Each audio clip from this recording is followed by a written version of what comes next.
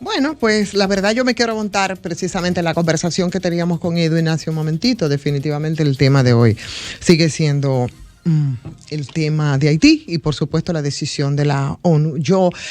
Mira, es clave en la escuela de periodismo cuando uno comienza y para dar en la primera redacción la técnica es la pirámide invertida, el qué, cuándo, cómo, por qué. Yo siempre me ha gustado mucho los por qué. Y por supuesto la duda, ¿no? Que mueve siempre al periodista para tratar de acercarse lo más posible a la verdad. Por tanto, yo tengo muchas dudas a partir de lo que él plantea y a partir de mi propio criterio respecto al caso de Haití y con esta nueva, diferente o no, modalidad de intervención internacional en el caso de Haití. Y no puedo dejar de olvidar esa evaluación que hacía la misma OEA respecto al tema de las bandas, respecto sobre todo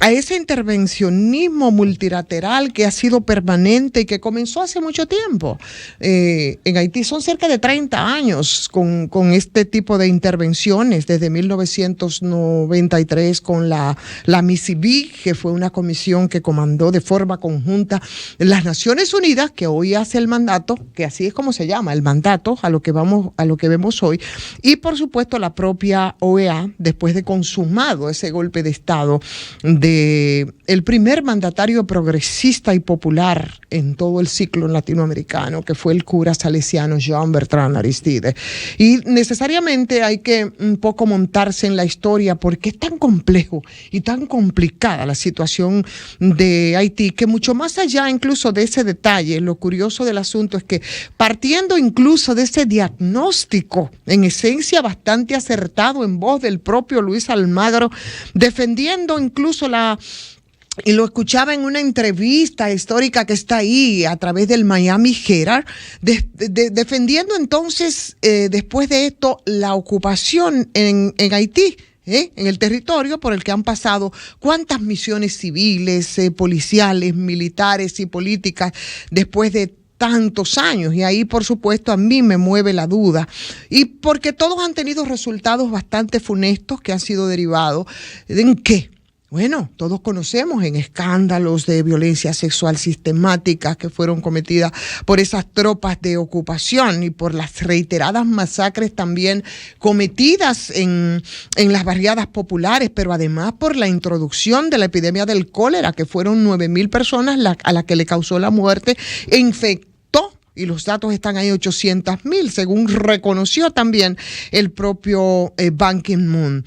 Oneroso, muy onerosa esas intervenciones, considerando que fue una misión que fue preparada para estar 6 meses, que fue la MINUSTAH y que se prolongó por 13 años. Y ya hemos repetido hasta el cansancio lo que implicó en términos económicos, 7,330 millones de dólares. Entonces, ese recetario renovado intervencionista que hoy se quiere justificar, en el completo descalabro de la seguridad de Haití, o por la que atraviesa la nación haitiana, mucho más allá de los planteamientos de distintos analistas del patio y mucho más allá de las menciones que se hacen al magnicidio del expresidente Jovenel Moïse, que fue ya hace 2 años como inicio de toda esta espiral de violencia que no ha parado en Haití. Sin embargo, sin importar cuáles podrían ser las variables respecto al tema de la circulación de armas, de la cantidad de pandillas, que es verdad que tienen jaque y en situación complicada, o esa misma capacidad operacional del control territorial o los secuestros o las mismas comisiones de masacre, tantos asesinatos, tantas violaciones. Entonces, se trata de una tendencia que ha venido a largo plazo y que comenzó a consolidarse ciertamente, como refería Edwin, desde la misma llegada del PHTK en el año 2010, un partido que todavía sigue gobernando, que fue el partido de Martelly, el partido de Jovenel Moïse y por supuesto ahora con Ariel Henry. Y eso desbarata de alguna manera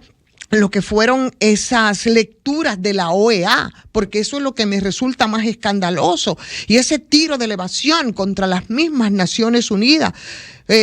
esa retirada de la MINUSTAH, y esas tendencias a la supuesta seguridad que comenzó a manifestarse varios años antes, no lo digo yo, lo dicen ellos, y como se desprenden incluso de estudios que hay sobre el tema del paramilitarismo, del crimen organizado, de esos fenómenos sociales, e incluso que han encontrado como caldo de cultivo ahí en Haití, un vacío generado muy propicio por diferentes factores, porque ha habido, y eso es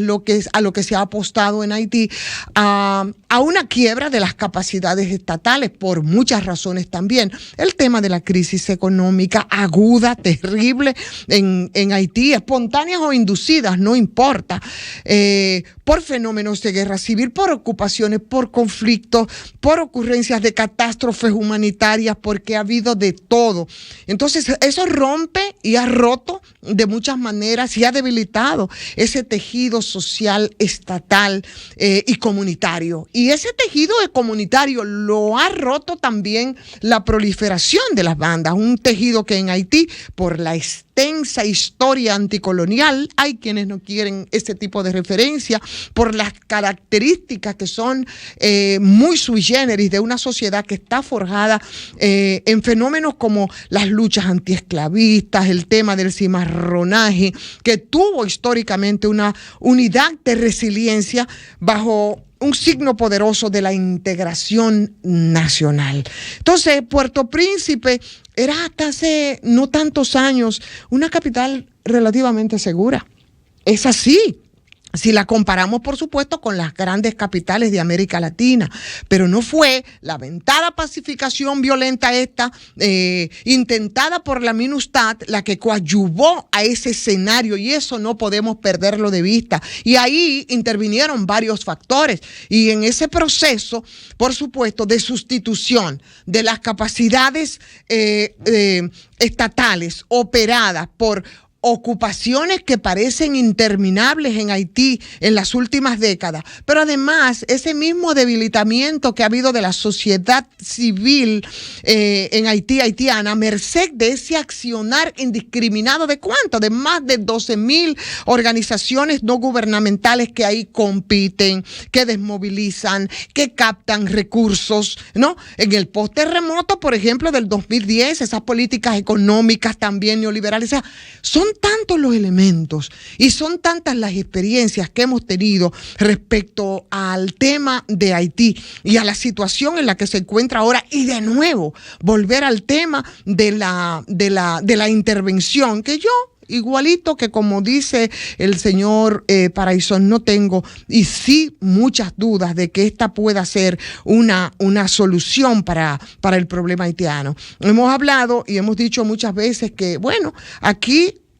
el tema político, la recomposición, ¿no?, de la legislación, de lo político en Haití, parece que es algo que no ha estado ni está en la agenda de muchos de los que procuran la salida a través de esto. Parece que hay una especie de existencia de una estrategia geopolítica también conducida, y tengo que decirlo, por Estados Unidos y por muchas fracciones de esa misma clase dominante de Haití, que parece que la tendencia sigue siendo, y los resultados están ahí, del paramilitarismo en ese país, en sintonía con otros modelos, como el modelo colombiano. Pero parece que el desarme, el desmantelamiento, la reintegración que se estimaba, por ejemplo, en el 2019, y que eran unas 500,000 armas ilegales en circulación en ese país, una estimación que desafortunadamente ha sido largamente superada en los últimos años, es la respuesta y ha sido la realidad que está ahora mismo en Haití imperando. Entonces, la cruzada intervencionista de la OEA, el próximo fin del mandato de la BINU, que es la oficina integrada a la que hacía referencia el excónsul de las Naciones Unidas en Haití, esos debates abiertos en Estados Unidos en torno a